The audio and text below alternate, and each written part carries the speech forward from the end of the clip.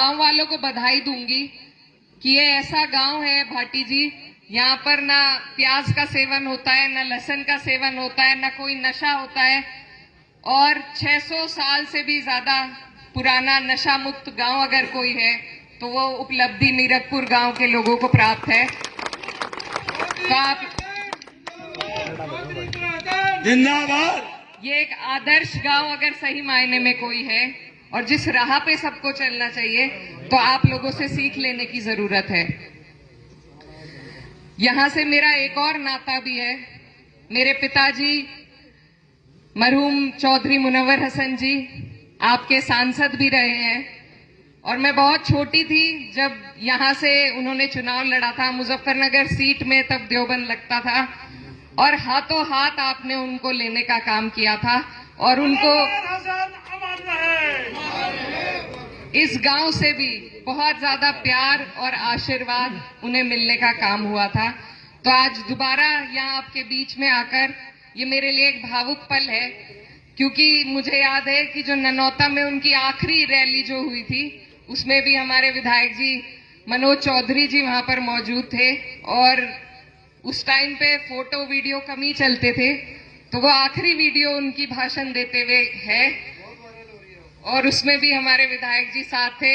आज मुझे सौभाग्य मिला कई वर्षों बाद उनकी इस कर्म स्थली पर विधायक जी के साथ खड़े होने का, तो ये मेरे लिए बहुत बड़ा दिन है। हमारे बीच में बहुत सारी बातें सभी लोगों ने कही, खास तौर पर राजकुमार भाटी जी ने जिस तरीके से हमें बातें बताई, ये सारी चीजें एक समाज को जागरूक करने की चीज है। जनप्रतिनिधि होते हैं, आपकी सेवा के लिए हैं और सिर्फ एक मुख्यमंत्री से हर आदमी नहीं मिल सकता। जरूरी है कि जो बीच में आपका पैरोकार हो वो भी मजबूत हो। मेरे पिताजी को पश्चिम का मुलायम सिंह कहा जाता था, पश्चिम का सीएम, क्योंकि अपने एक एक आदमी के काम के लिए वो लड़ने मरने का काम करते थे। किसी को जरूरत नहीं पड़ती थी कि लखनऊ तक जाए, सबके काम यहीं पे होते थे। तो आज जो आपके बीच में जनप्रतिनिधि हैं, क्या वो आपको ये एहसास दिला पा रहे हैं कि आपको कहीं जाने की जरूरत नहीं है? क्या घर बैठे आपके काम पूरे हो रहे हैं या नहीं? तो ऐसे लोगों को जो इतने बड़े पद पर, जिनके पास मंत्रालय भी है, अगर वो हमारे छोटे छोटे काम भी नहीं करा सकते तो उनका क्या फायदा है? इसलिए ऐसा पैरोकार चुनिए जो मजबूत हो, जो घर पे आपको सेवा देने का काम करे। हमारे विधायक जी ने कई अपनी उपलब्धियां गिनवाई और मुझे बहुत खुशी हुई ये जानकर कि उनकी टिप्स पे सारे जहां जहां उन्होंने बिजली घर दिए, जहां काम दिए, इस तरीके से याद रखना, मतलब वो सही मायने में यहाँ की दाई है। हमें लग रहा था झूठी बोल रहे हैं। हर इंसान की पहचान कई तरह की होती है, अपने गांव से जुड़ी, अपनी भाषा से जुड़ी, अपने धर्म से जुड़ी, अपनी जाति से जुड़ी।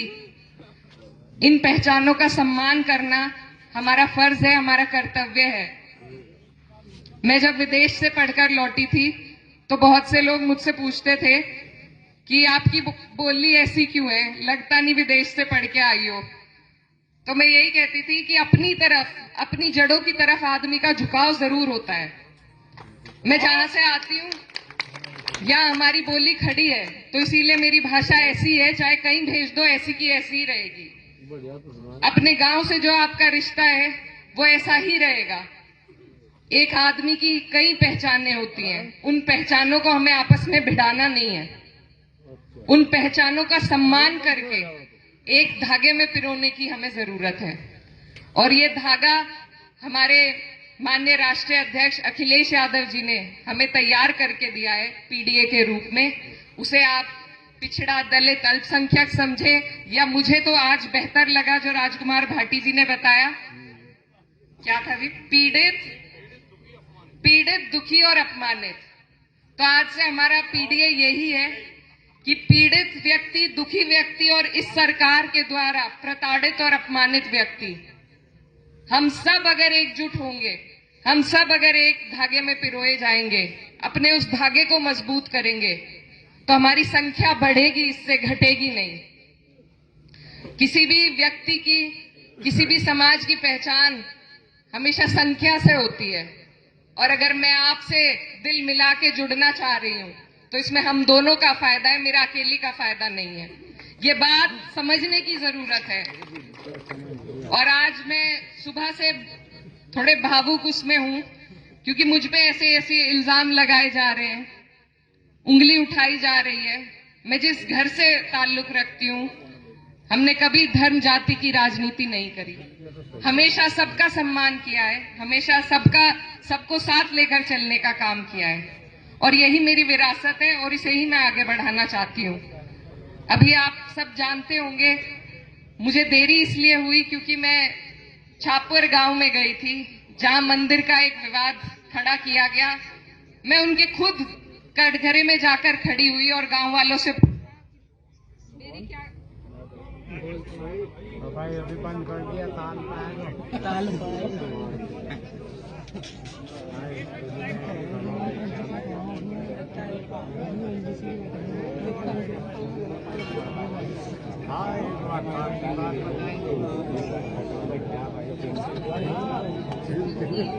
खत्म हो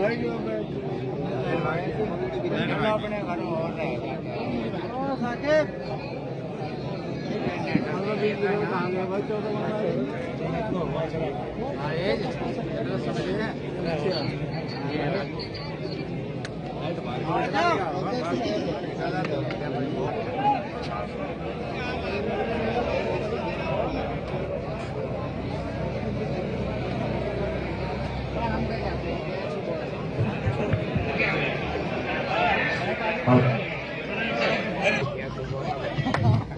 यही हाल है इस सरकार में कि कभी भी बिजली चली जाती है।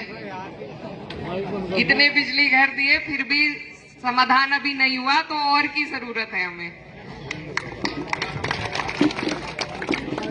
तो मैं आपको बता रही थी छापुर की घटना, और मैं उस पर थोड़ा सा प्रकाश डालना चाहती हूँ कि कुछ लोग इस तरह के प्रोपेगेंडे बनाकर एक जो एकता इस समाज में आई है 36 बिरादरी में, उसको तोड़ने का काम कर रहे हैं, इल्जाम उठाने का काम कर रहे हैं, क्योंकि इसके अलावा भाजपा के पास कोई तरीका नहीं है आगे बढ़ने का, इस चुनाव के लिए वोट मांगने का। तो धीरे धीरे ये घटनाएं बढ़ती जाएंगी, आपस में भिड़ाने के काम होते रहेंगे। लेकिन मैं आज इस चीज से उभर कर आई हूं और आपको ये यकीन दिलाना चाहती हूँ कि ये जो प्रोपेगेंडे बनाते हैं, ये ऊपर बैठकर एक कमरे में वो वीडियो चलाते हैं, लेकिन धरातल पर जो घटना है वहां के लोगों के मन में ऐसी कोई भावना नहीं होती। जिस गांव के ऊपर राजनीति चल रही है, मैं उसी गांव से अभी होकर आई हूँ, उनके मन में ऐसी कोई भावना नहीं है, लेकिन उसका इस्तेमाल अन्य जगहों पर जाकर ये लोग करते हैं कि वहां ऐसा कर दिया, वहां उसने ऐसा कर दिया। तो मेरी आप सबसे हाथ जोड़कर अपील है, विनती है कि इनके बहकाए में आपको और हमें नहीं आना है। हमें अपने काम के मुद्दों पर अड़े रहना है, हमें बिजली, पानी, खाद के मुद्दों पर लड़ते रहना है। ये हमें अलग अलग करना चाहते हैं ताकि हम इनसे सवाल ना पूछ सके, ताकि हम इनसे इनकी काम का जायजा ना ले सके। नौकरियां, हमारे भाई आज बेरोजगार घूम रहे हैं, किसानों के क्या हालात हैं ये आपके सामने है। जब लोकसभा चुनाव चल रहा था तो कहा गया था कि गन्ने का पेमेंट 400 का कर देंगे, आज तक तो हुआ नहीं। तो इनके सारे बातें, इनके सारे वादे सब झूठे हैं। इन्होंने ना पहले कभी किया कुछ और ना आगे कुछ करेंगे। बहुत आसान है, क्योंकि समाज को बांट दो, कोई पूछेगा ही नहीं, आपस में लड़ते रहेंगे। तो इसीलिए आज जो मकसद है आपके बीच में आने का, वो ये जो होने वाली घटनाएं हैं उनसे पहले ही आप सबको सचेत करना है कि इन बातों में आपको हमें नहीं पड़ना है, हमें सिर्फ विकास की बात करनी है। अगर पटवारी के पास जाके मैं बिजली का कनेक्शन मांगने लगूं तो ये तो मेरी बेवकूफी है। जो जिसका काम है वो उसे करना चाहिए। नेता का काम जो है वही नेता से पूछा जाएगा, धर्म जाति का सवाल नेता से नहीं करना चाहिए।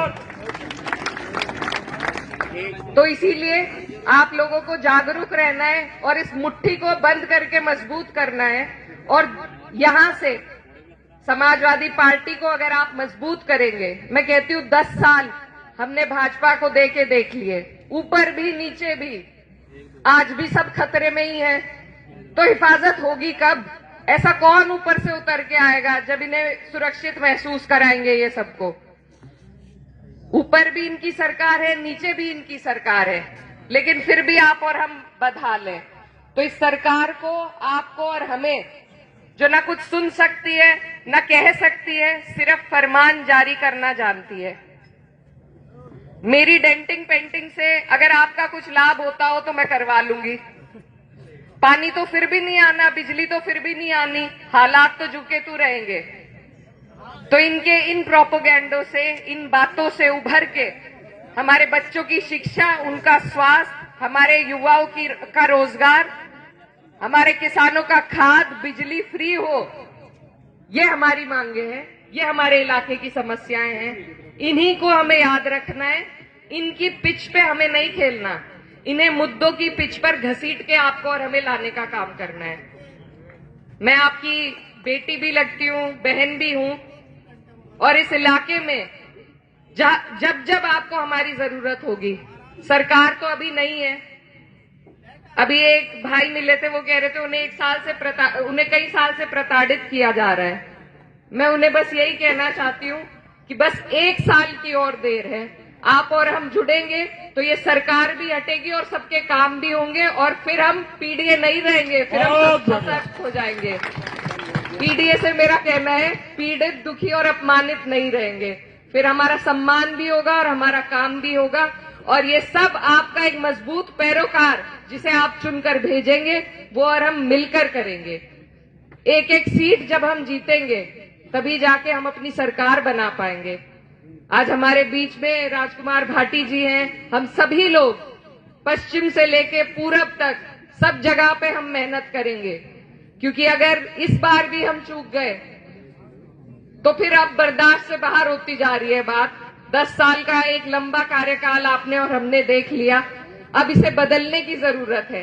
नेता भी तभी सचेत रहते हैं जब जल्दी जल्दी उन्हें बदला जाता है। तो आप लोग अपनी तैयारी कीजिए, अपनी कमर कसिए। आपकी सीट मुझे सुरक्षित महसूस होती है, इसको सुरक्षित रखने का काम कीजिए। आप जब कहेंगे, आपके बीच में सभी लोग यहाँ से मौजूद होंगे, उपस्थित होंगे। मैं बस अपनी बात को यहीं पे खत्म करके आप सभी का धन्यवाद देना चाहती हूँ। और एक बात, जो हमारे बीच में हमारे मेहमान, हमारे बड़े राजकुमार भाटी जी आए हैं, उनकी सीख से अगर हम कोई सीख ले सकते हैं तो वो सिर्फ ये है कि उसूलों पर जब आंच आए तो टकराना जरूरी है। उसूलों पर जब आंच आए तो टकराना जरूरी है। जिंदा हो तो जिंदा नजर आना जरूरी है। बहुत खूब।